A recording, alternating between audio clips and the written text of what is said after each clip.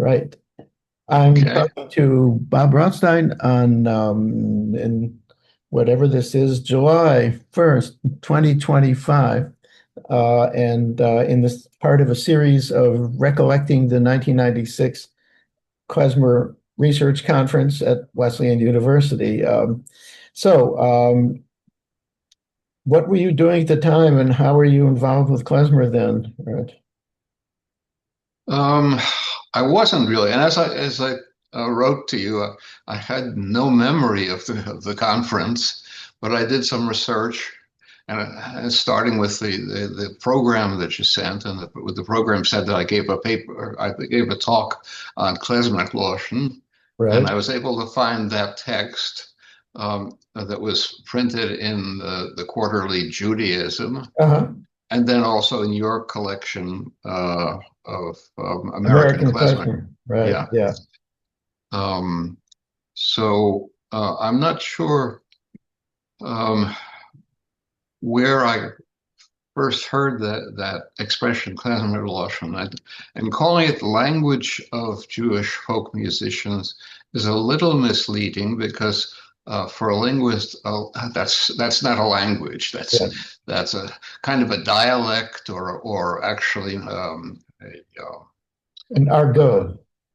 argot, right? Which or jargon. Argot, by the way, as I think I mentioned in the articles, the original French meaning was uh, uh, underworld talk. Right. Right. Yes. Um, so uh, I uh, yeah. So you know. We look at but the term language is often used loosely as it is here, meaning some system of words and expressions, and um, uh, language has dialects which may be geographical. Um, they may be stylistic. There are various I'm not an active speaker of Yiddish. I grew up without it. My father probably grew up with it, and judging by his, I don't know what happened to my face. Not that it's important. Uh, It's fine. It's fine. okay. um, and judging by a couple of expressions that I remembered from him. Um, his parents were speakers of Ukrainian or Belarusian Yiddish because he had expressions like, the sarcastic "bald leifich," I'm running already when he didn't want to do something that had been asked to do, or when he was in the car and the traffic wasn't moving, "nu Shane," Uh-huh. instead of "bald leifich" and "nu Shine." Uh-huh. So these are features of the Belarusian or Ukrainian dialects or varieties of Yiddish. Um, um, so digging into what looking at what I wrote and then and uh, thinking about it and reading some more. I found that my paper was interesting. I hope other people That's found that to rewarding. be, yes. I mean, it's not technical.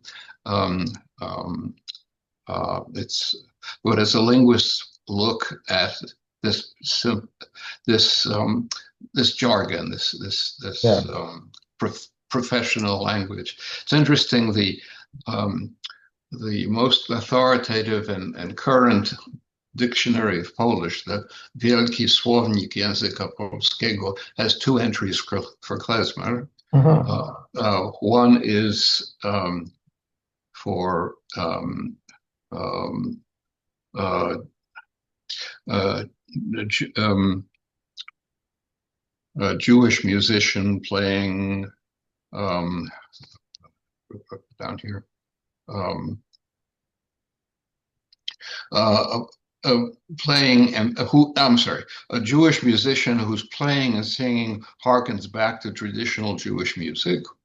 And the other entry is a disdainful one for a musician who plays at restaurants and weddings to earn money. Uh-huh. Um, what else do I have to say? Uh, yeah, so I don't think we can say that Klezmer Loshen is alive as a language. Nobody carries on conversations these days, I assume. It was a convenient thing to use as were other such jargons or arcos. Uh, if you wanted to um, hide your meaning from the others there who didn't know your language or who didn't know this version of the language. Um, uh, and I first came in contact with it probably from the Shalom Aleichem story. Right. Stamping you, yeah. It's just where in the beginning there's this conversation sort Right. of about particularly about one pretty girl Yeah. who Stempenu sends one of his musicians to find out about her and discovers that she's not available. She's married.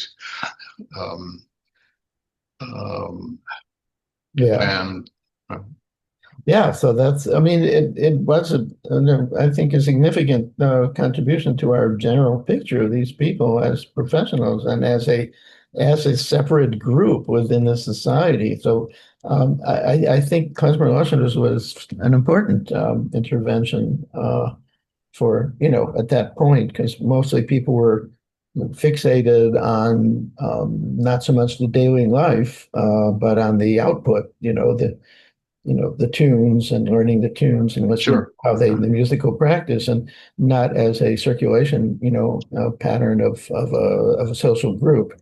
So yeah, that was really distinctive. Yeah, Uh, there are publications about articles or references to all sorts of other Yiddish argos, uh-huh. uh, um, dri drivers and so on, and underworld language. Right, for sure.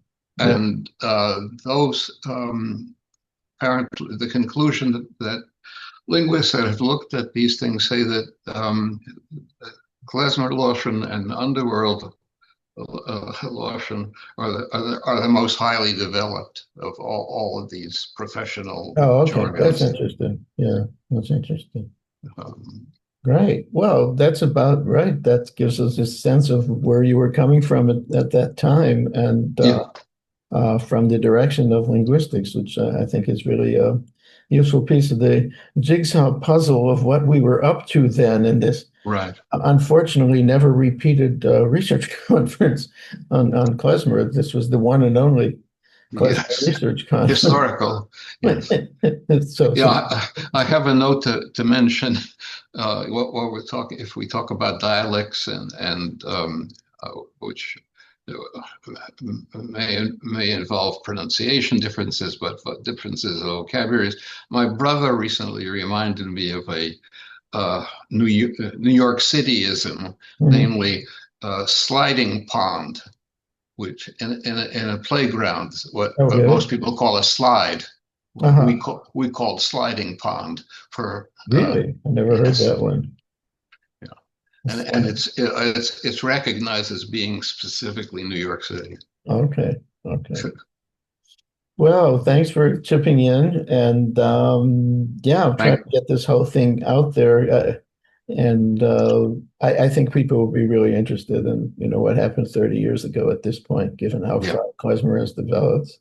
Right. So, sei So gesund. thanks for the invitation. Sure, sure. Talk to you soon. Bye bye. Bye.